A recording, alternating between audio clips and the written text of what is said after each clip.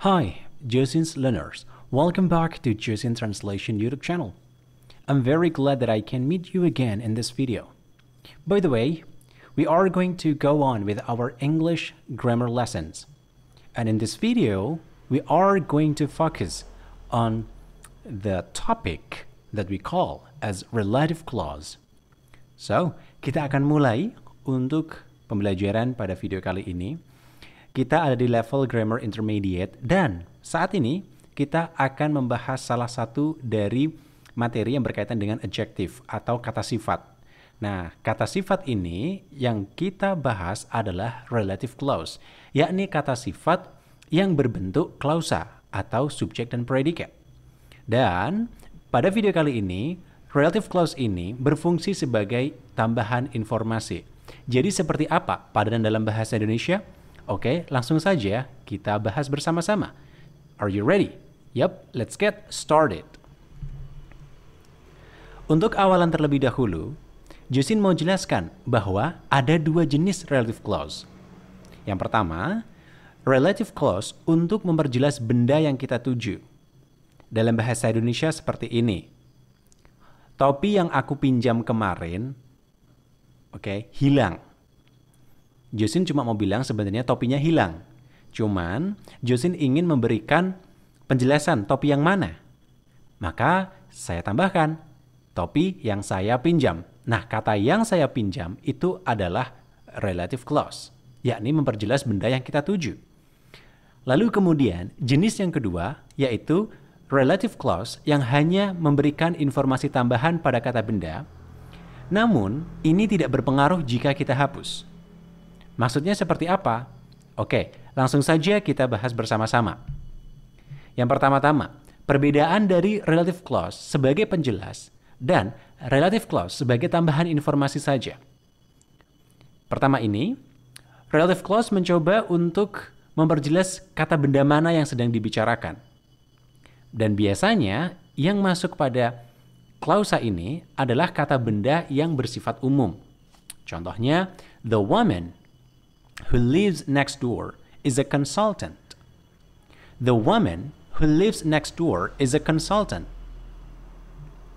Wanita yang tinggal di sebelah adalah seorang konsultan. Nah, kata the woman yang berwarna ungu ini merupakan kata benda yang umum. Kalau kita mau buat spesifik, biasanya kita sebutkan nama.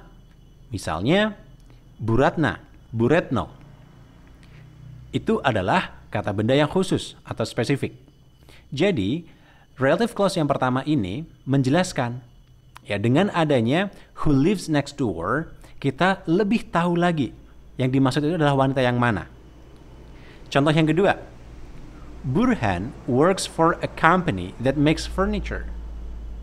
Burhan bekerja di perusahaan yang membuat furniture. Kata benda yang ingin kita perjelas adalah a company atau perusahaan. Perusahaan ini merupakan kata benda yang umum. Kalau mau buat spesifik, ya seperti Google, Facebook, dan nama dari perusahaan itu. Oke. Kemudian yang ketiga, we stayed at the hotel that you recommended. Kita tinggal di hotel yang kamu rekomendasikan. Kata hotel di sini itu juga merupakan kata benda umum. Jadi, dari ketiga contoh ini, mulai dari the woman, a company, the hotel, tiga kata ini adalah kata umum yang apabila kita jelaskan dengan relative clause, ini akan sangat berarti, gitu. Jadi catatannya adalah relative clause mencoba untuk menjelaskan kata benda agar pendengar itu lebih tahu, lebih jelas bendanya itu yang mana. Yang kedua, berbeda. Relative clause ini hanya sebagai tambahan informasi. Dan biasanya kata benda yang dituju di sini adalah kata benda yang udah jelas. Artinya spesifik. Contohnya, my brother Sudirman who lives in Jakarta is a consultant. Jadi saudara saya Pak Sudirman. Jadi Sudirman ini kita udah tahu, ya. Secara psikis kita udah tahu, gitu. Karena ini spesifik. Nggak semua orang namanya Sudirman kan gitu. Jadi ini udah spesifik. Dan kita tambahkan di sini relative clause, who lives in Jakarta. Jadi misal kita hilangkan who lives in Jakarta di sini juga tidak akan mempengaruhi arti. Seperti itu. Ini kita sebut sebagai restrictive clause. Alright, jadi mulanya adalah kalimat My brother Sudirman is a consultant. Seperti itu. Dan khusus untuk relative clause yang berlaku sebagai tambahan informasi, biasanya kita taruhlah double koma. Ya, My brother Sudirman, koma, kemudian kita kasih keterangan, kita mau kasih keterangan tambahan, who lives in Jakarta, koma, is a consultant. Seperti itu. Contohnya yang kedua, Juminten told me about her new job. Oke, nah her new job ini udah spesifik karena udah kata new. Jadi kita udah tahu gitu. Oke, jadi dia mendapatkan pekerjaan yang baru, kan gitu. Oke, nah kita mau kasih tahu lagi gitu. Keterangan tambahan dengan relative clause. Which she's enjoying very much. Jadi Juminten memberitahuku soal pekerjaan barunya. Yang mana dia sedang menikmati, gitu. Contoh yang ketiga, we stayed at Wahid Hotel, which a friend of ours recommended. Kata intinya adalah, we stayed at Wahid Hotel. Dan Wahid Hotel ini sudah spesifik. Kalau hotel saja umum, tapi kalau udah ada brandnya, maka menjadi spesifik. Maka apabila kita ingin berikan keterangan lagi, kita taruh koma terlebih dahulu, which yang a friend of ours recommended, yang teman kami rekomendasikan. Nah, ini adalah perbedaan dari dua fungsi relative clause sebagai penjelas dan juga sebagai tambahan informasi. Oke? Nah, kita kemudian tetap menggunakan connector, who untuk orang dan which untuk benda. Ini sebagai konektornya karena relative clause itu harus ada konektornya. Ya, harus. Fungsinya untuk apa sih, Kak? Untuk mengartikan yang, gitu aja. Oke, kita pakai who ketika yang kita jelaskan itu orang, kita pakai which kalau yang kita jelaskan itu benda. Alright. Tapi dari dua konektor ini kita bisa pakai that, gitu. Contohnya, do you know anyone who or that speaks English? Do you know anyone who speaks English? Apakah kamu kenal siapa saja yang ngomong atau yang bisa ngomong bahasa Inggris? Gitu. Jadi kita pakai who karena anyone itu merujuk ke orang. Oke ya. Contoh yang kedua, Anton works for a company which makes toys. Anton bekerja di perusahaan yang membuat mainan. Nah, karena a company yang kita jelaskan di sini itu adalah benda, maka kita gunakan which.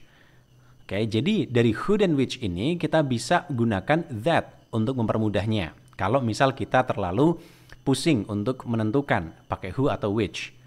Dan keterangan lainnya adalah kalau kita pakai that itu lebih casual. Biasanya untuk verbal English atau spoken English.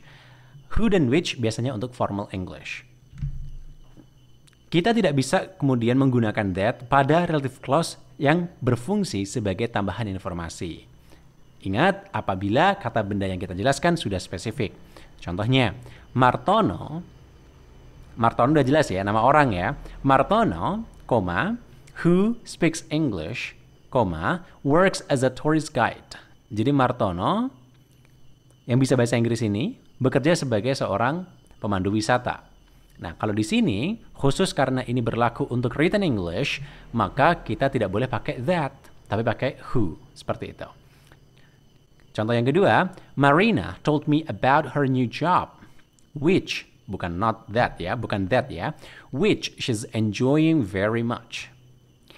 Dengan ini kita bisa kasih tahu ke teman-teman semua bahwa kalau kita mau pakai that, mostly itu hanya untuk memperjelas kata benda yang umum.